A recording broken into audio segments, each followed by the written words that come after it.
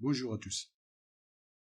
Dans cette vidéo, nous allons voir quelques méthodes très pratiques qui vous permettront de déterminer des limites qui font intervenir des fonctions trigonométriques. Nous avons ici 4 exercices. En 1, il s'agit de trouver la limite de sinus de 2x sur 3x quand x tend vers 0.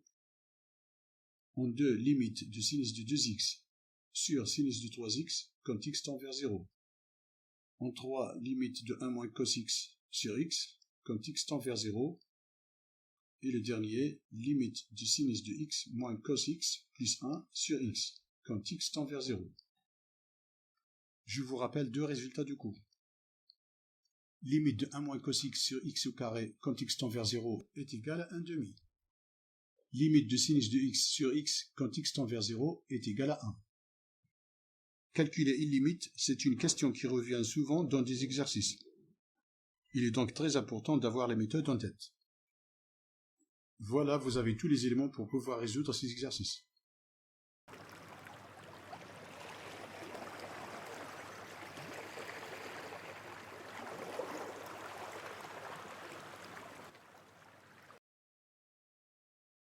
On attaque la première limite. Nous avons limite de sinus de 2x sur 3x quand x tend vers 0. Sinus de 2x en 0 est égal à 0. La limite de x est égale à 0 quand x tend vers 0. Nous avons 0 sur 0, ce qui est donc une forme indéterminée.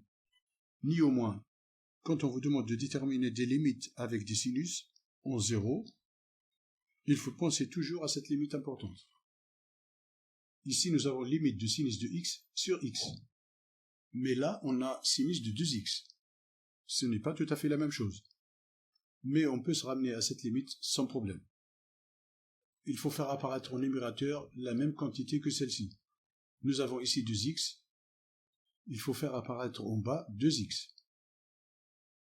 L'astuce est donc de multiplier par 2 en bas. Et pour ne pas modifier mon quotient, je multiplie aussi le numérateur par 2. Ce qui est égal à limite de 2 fois sinus de 2x.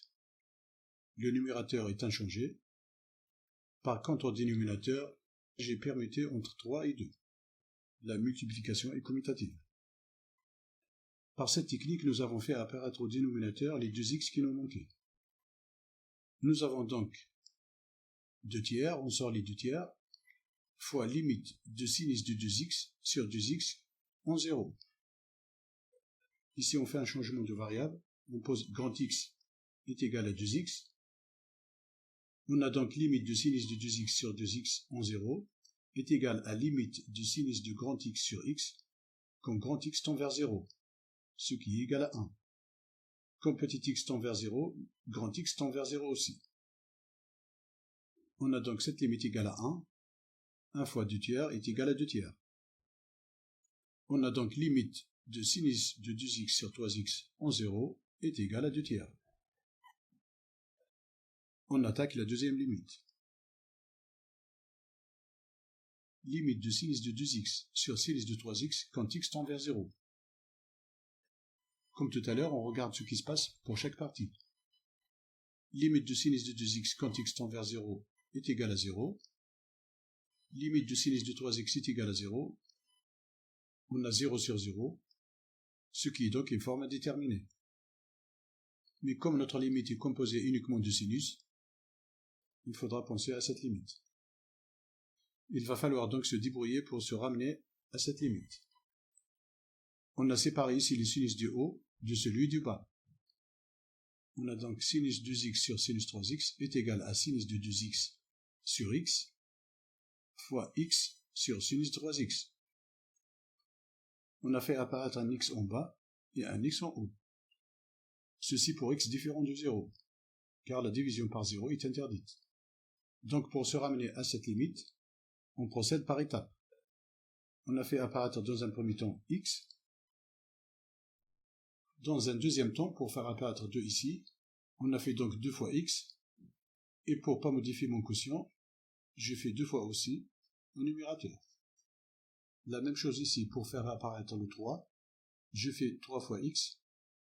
Et pour ne pas modifier mon quotient, je fais fois 3 au dénominateur. On sort les 2 tiers.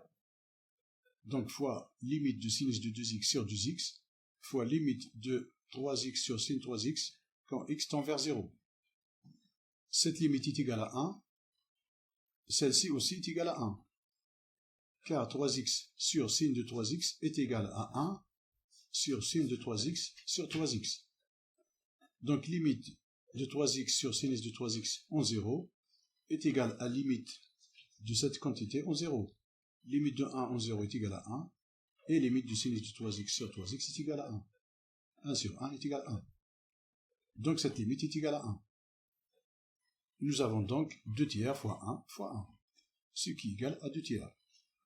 Et donc la limite de sinus de 2x sur sinus de 3x en 0 est égale à 2 tiers. On attaque maintenant la troisième limite. Limite de 1 moins cos x sur x quand x tend vers 0. Cette limite ressemble un peu à celle-ci. Par contre, ici nous avons x carré, et ici nous avons x. L'astuce est donc de faire fois x au numérateur et fois x au dénominateur. Nous avons donc x facteur 1 moins cos x sur x carré. Limite de x en 0 est égale à 0, et la limite de 1 moins cos x sur x carré est égale à 1 demi, ce qui égale donc à 0 fois 1 demi. On a donc 0. La limite de 1 moins cos x sur x quand x tend vers 0 est égale à 0. On va voir maintenant la dernière limite. Limite de sin x moins cos x plus 1 sur x quand x tend vers 0. Nous allons décomposer ce quotient en deux quotients. Sin x sur x plus 1 moins cos x sur x.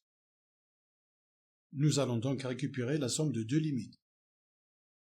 Limite de sin x sur x quand x tend vers 0, plus limite de 1 moins cos x sur x quand x tend vers 0. Cette limite est égale à 1. Celle-ci est égale à 0, c'est la limite 3. Limite de 1 moins cos x sur x quand x tend vers 0 est égale à 0. Ce qui égale donc à 1 plus 0. 1 plus 0 est égal à 1. On a donc limite de sin x moins cos x plus 1 sur x quand x tend vers 0 est égal à 1. Cette vidéo se termine ici. Merci de votre attention et à très bientôt.